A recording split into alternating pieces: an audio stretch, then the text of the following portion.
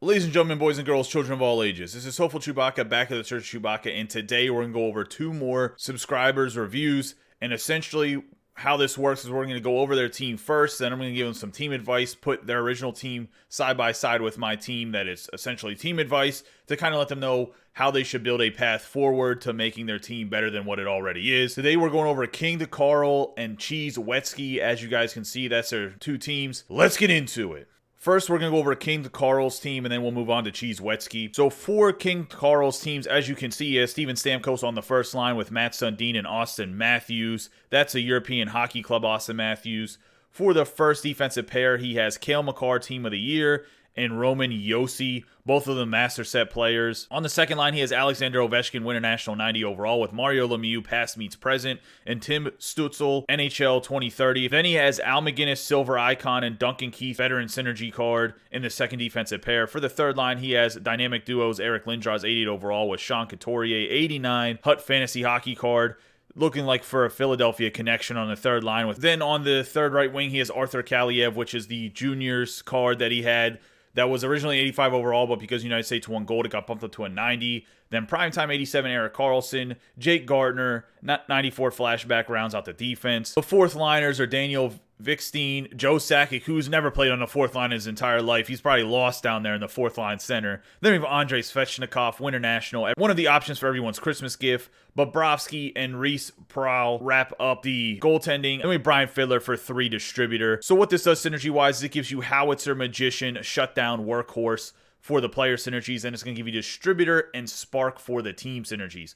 Let's see what we can do to possibly get another team synergy. It'll probably be based around Cale Makar, hint, hint.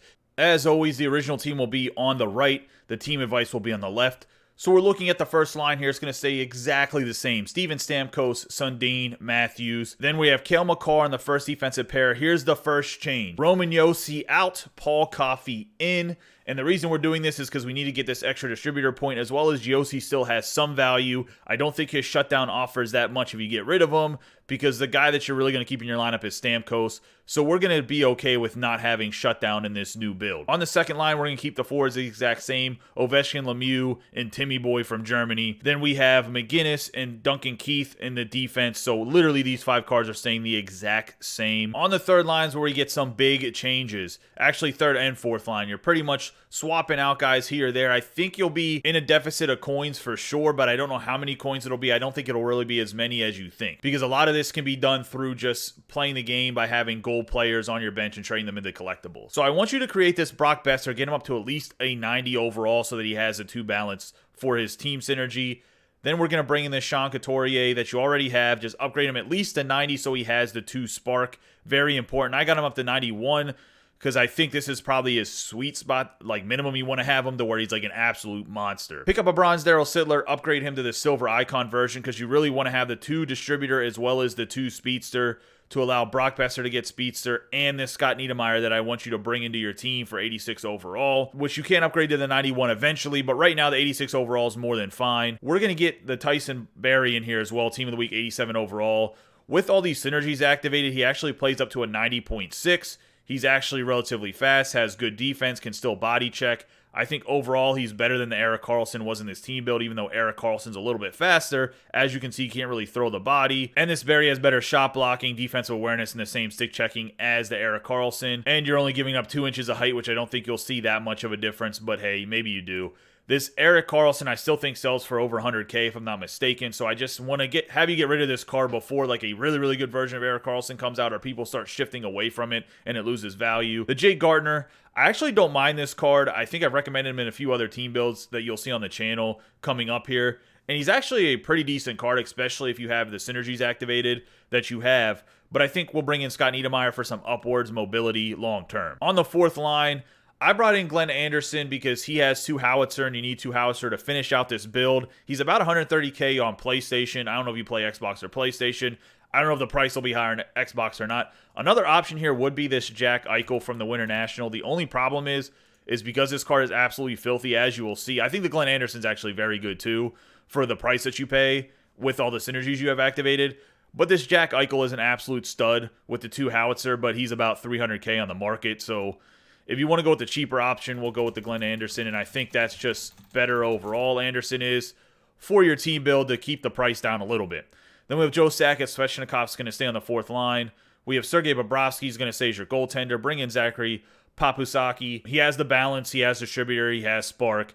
And this is the only guy that has these 3, so I would definitely go after him. Then for the coach, Brian Fiddler's out. We fired him, canned him. See you later, Brian Fiddler. You'll be one of the few guys that don't have him as your head coach. Bring in Boris Avansky. We're going to bring in the Russian killer to coach this team of studs that we have in the team advice here. Overall, what this does is it activates Speedster because you get the Besser, Niedermeyer, and of course the Daryl Sittler, as well as activating Gladiator. You have Howitzer as well. No more Shutdown, Workhorse, and Magician. So we're keeping pretty much the same player synergies. We're just swapping Shutdown for Gladiator and then adding Speedster. I think it's a big upgrade. Makar has the Gladiator, which makes him just a little bit better, and he's a permanent guy on your team. So you want to try to keep Gladiator if we can. Some of the other guys that do have Gladiator on the team would be the Tyson Berry. That's why we brought him in. And it even makes the Duncan Keith better with the Gladiator, who's another permanent fixture on your team.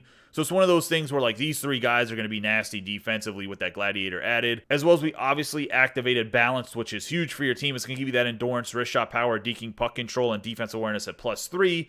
Keep the distributor and spark. I think this is the build right here. It makes your team overall better, and it gives you some upwards mobility to work on long term other than swapping out the pieces here. Because Coffee gets an upgrade, you could still upgrade Niedermeyer, as well as Sakic's going to get an upgrade as well. And when you get the Sakic and Coffee upgraded, it's going to add for even more flexibility because you're going to have 12 distributors, so you can move somebody out of your lineup that just has a singular distributor. You could do something with your goaltending. The Svechnikov's eventually going to become obsolete, right? Because a 90 overall is eventually not going to be like an endgame card. So it just allows you to have some more flexibility with upward mobility of the Niedermeyer, Sakic, and Coffee. Let me know in the comments down below what you think about this team build. I hope it helps you out to kind of determine where you should move your team towards. I definitely do think that balance should be the next synergy that you get, even if you don't go with this particular team build, because Cale Makar is somebody that's a permanent fixture on your team, and he's going to be for the rest of the year. So it's just one of those things, why not build the synergy that he has? I would stay away from Barrage, though, because I think a lot of guys will have really good slap shots by the time you would be able to make a decent build that has Barrage incorporated in it. Now that we have reviewed Kingedkarl's team, let's move on to Cheese Wetski. I know that's not what his name is labeled, but I promise you that's what his name is going to pop up on YouTube, so that's what I'm going to call him, because I'm not sure how to say that Swedish, Finnish, Scandinavian name that he has without completely butchering it. I don't want to do that to him because that's just rude. I really do try hard not to butcher names, but it happens. So for Wetski's team here, we're looking at the first line. We have Team of the Year, Artemi Panarin, Ryan O'Reilly, Connor McDavid base. So Ryan O'Reilly is the 86th Team of the Week.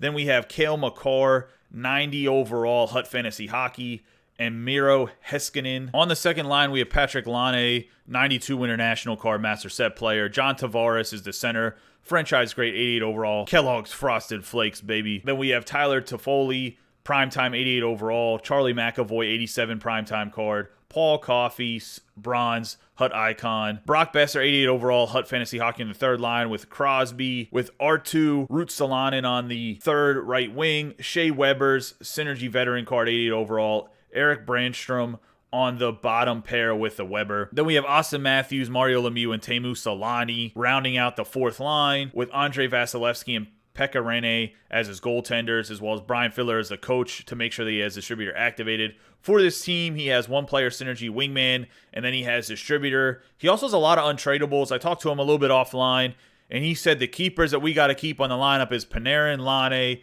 Makar, Heiskanen, Coffey, Besser, and Lemieux. So let's see what we can do. Oh, and Shea Weber. Wetski's original team will be on the right. My team will be on the left. Looking at the first line, we have Artemi Panarin, Team of the Year. Sidney Crosby's going to get the bump up from the third line to the first line center. We're going to keep the Connor McDavid for right now on the first right wing. Then we have Cale Makar and Miro Heiskanen on the first defensive pair. I think that's a really good defensive pair. On the second line, we have Patrick Laine staying at the left wing. Daryl Sittler. And then we bring in Elias Pettersson. The biggest reason we're bringing in Pettersson here is he has Swarm. We want to try to get Swarm activated on this team.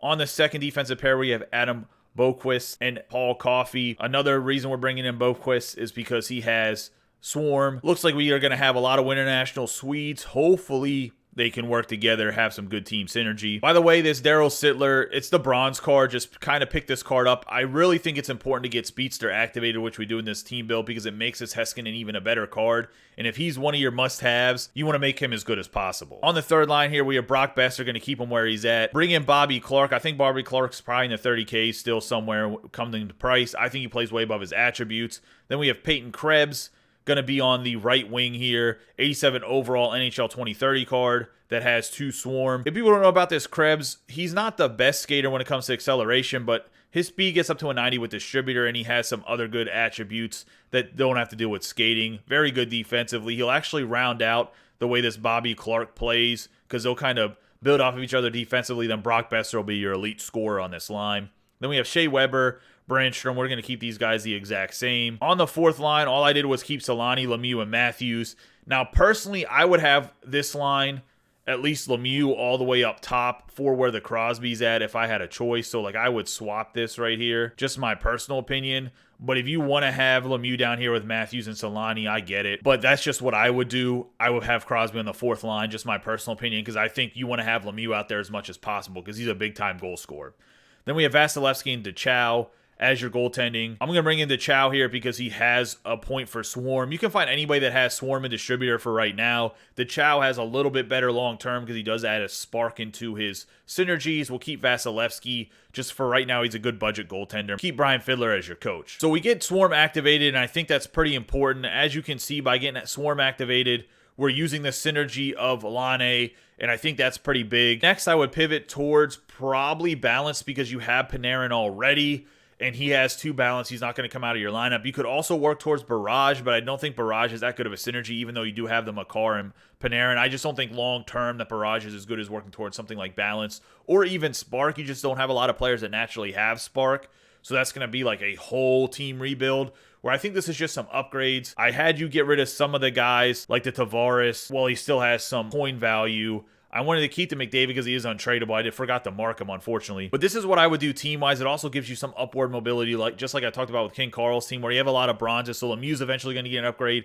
Daryl Sittler and Bobby Clark already have upgrades, as well as Paul Coffey. Like, if you upgrade the Bobby Clark, you can literally move on from Pedersen or Boquist and put into somebody else that maybe has balance to help you out some. Same with the Solani, he's going to get an upgrade as well. So there's just a lot of upward mobility in your team for upgrades, as well as you can still get the Kale McCarr and the Besser upgraded. There's somebody else that I would always think about. I think that Sean Couturier is one of the best cards in the game, the Hut Fantasy Hockey card.